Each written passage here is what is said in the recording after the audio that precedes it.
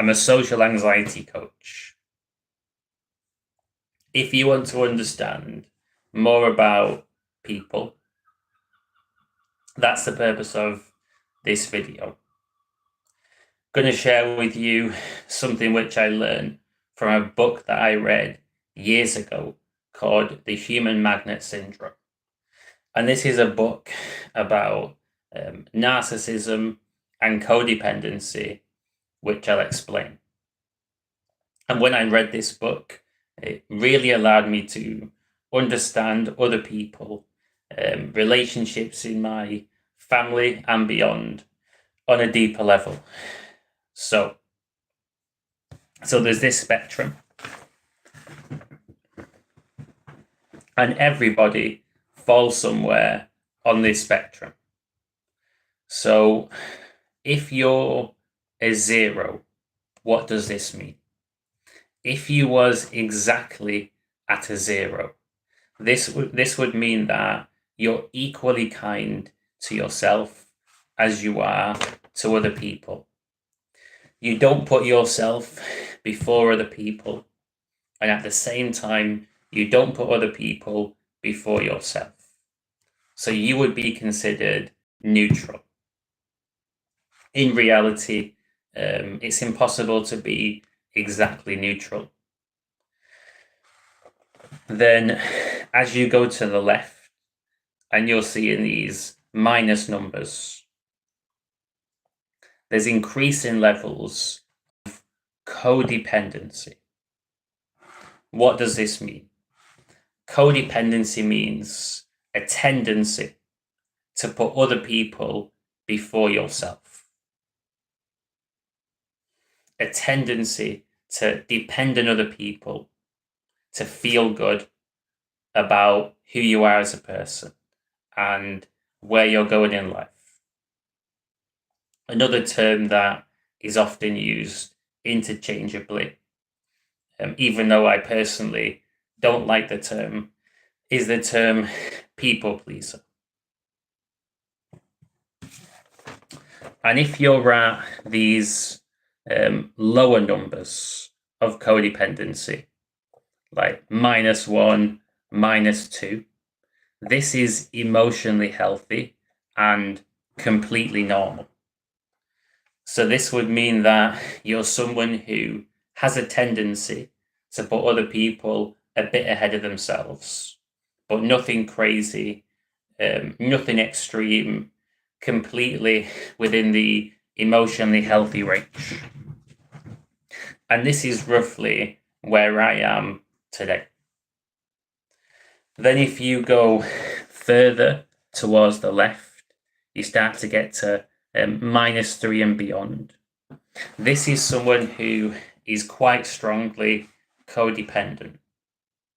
This is someone who would stand out as an individual who always puts themselves last and always puts other people's needs first.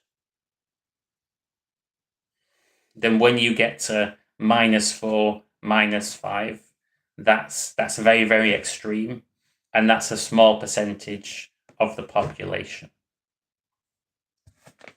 So then, going the other way, people become increasingly narcissistic as you go towards the higher numbers.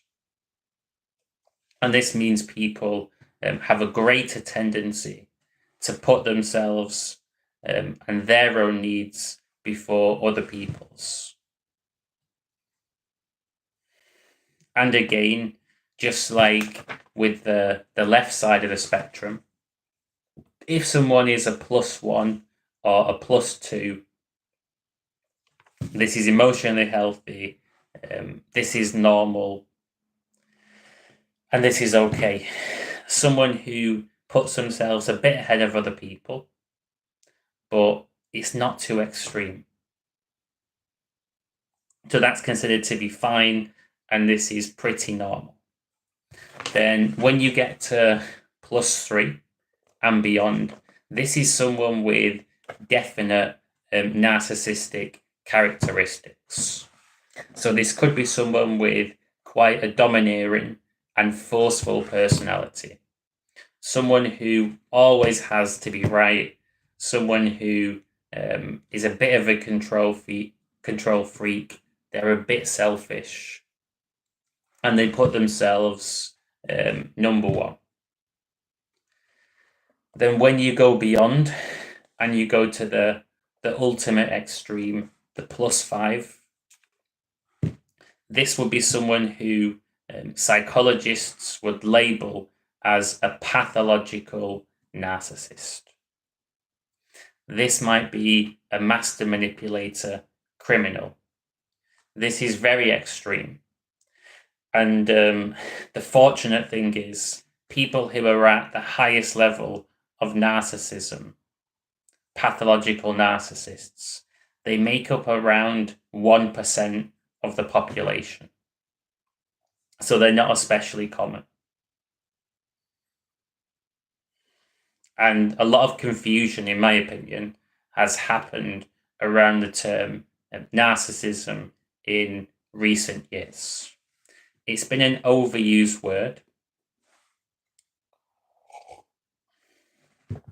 And from one perspective, you might say that it's been used so much that people think that everybody is a narcissist. You go to McDonald's and you're buying a hamburger, the person serving you, probably a narcissist. You draw money out from the bank, you have to queue up, the person serving you, they're probably a narcissist as well. And you label every person as a narcissist. So people can take things to extremes. And I think that there's two truths. So it is true that the very, very extreme narcissists, the +5s, the +4s, these make up a small percentage of the population. But at the same time, there are people who have narcissistic traits that have a certain level of narcissism, and they're more common. And what's really interesting that I learned from reading this book, The Human Magnet Syndrome by Ross Rosenberg, is that it's about romantic relationships. And people tend to match up with the number. The negative and positive numbers add up to 0. So if somebody is a little bit codependent, mildly codependent, they tend to pair up with somebody who is mildly narcissistic. At the same time, if someone is quite a strong codependent person, put other people before themselves, and they stand out in doing this, they tend to match up with people who are relatively narcissistic. And then the extreme codependents match up with the extreme narcissists. So when people with opposite polarities, so -2s and +2s, come together, they feel this magnetic pull between the two of them. This electricity, these sparks. And because of this, they tend to form romantic relationships. They work.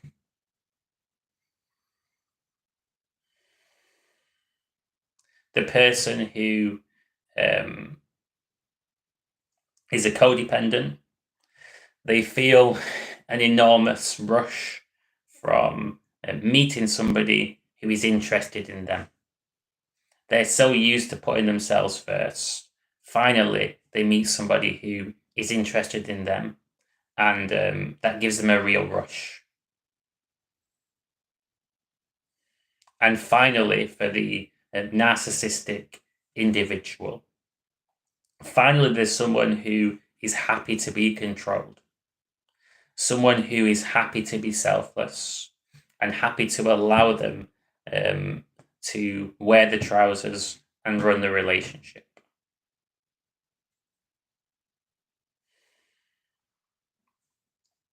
And what this means is that if you're somebody who keeps attracting the wrong partner,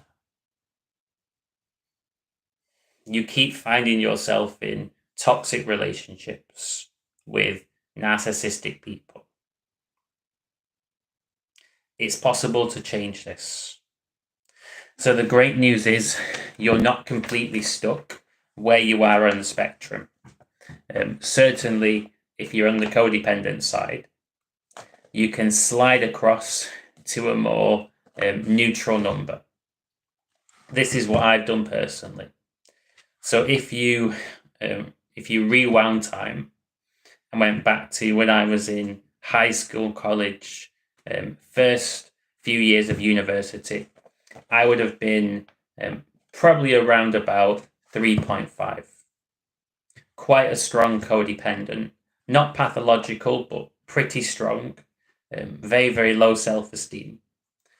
And as I've worked on myself and unlocked a greater ability to be kind to myself as well as other people, to have boundaries to protect my mental state, emotions, mood, and energy, I've moved towards a more neutral state.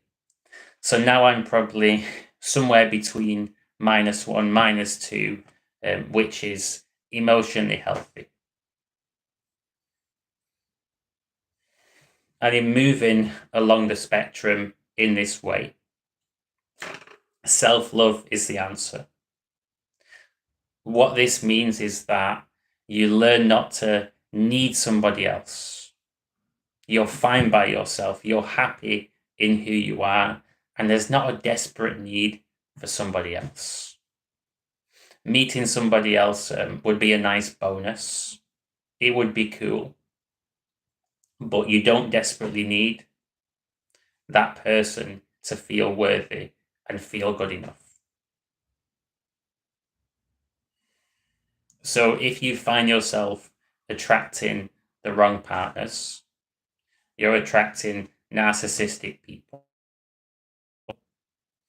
If you take a break from relationships and you work on the most important relationship in your life, the one with yourself, you give yourself more love, you become more confident, you enrich your life, you can get to a stage where you've shifted on that spectrum, which means you're going to match with a different pool of individuals. More emotionally healthy people who are less selfish, less narcissistic. And this will help you avoid toxic relationships. And this is something which I like to point out to people who've been single for quite a long time and feel down about this. The great thing with being single for quite some time is that you've avoided toxic relationships. Toxic relationships which would have damaged you and brought you down. And you're in this paradigm, this way of life, this position where you can work on yourself and hold out for the right person. You can get yourself into a position where you're emotionally stable, believe in yourself, able to give yourself lots of love. So you're missing out on toxic relationships and holding out for high quality ones. So it's not necessarily a bad thing. And I thought it would be good to make more videos sharing different concepts from psychology that are helpful for understanding people and navigating relationships. These things can really help people out, and they can help you to avoid unnecessary stress and unnecessary overthinking. And it also can explain lots of rejections. Maybe you just weren't well matched to the person. Maybe your polarities didn't quite align. Maybe you were both on the same side of the spectrum. You were a similar number. So you felt alike to that person, but there wasn't that spark. And also other reasons for rejection that are really common and not personal can include you not being a good genetic match to the other person. So perhaps if your DNA combined with the other person's, you wouldn't make the healthiest babies. Your genes for your immune system wouldn't pair very well with their genes for their immune system, and the baby wouldn't have the best immune system. So there's a genetic mismatch. So psychological and genetic mismatches can explain reasons behind a lot of rejections. And none of them mean that you're lacking value as a person, whether it's your DNA or how you're wired. None of these rejections mean that you're not enough. So I hope that you got value from this video. If so, feel free to subscribe to my YouTube channel, give it a like. If you have any questions, feel free to get in touch. And if you're interested in going down the private coaching route, receiving help and support for managing anxiety, building confidence with people, creating a positive lifestyle, feeling more motivated, send me an email and I'll be in touch. Also, feel free to reach out if you've been watching my content and you've not yet been to one of my live events, but you'd like to come down and meet some new people. Until next time, hope that you have a fantastic rest of your day.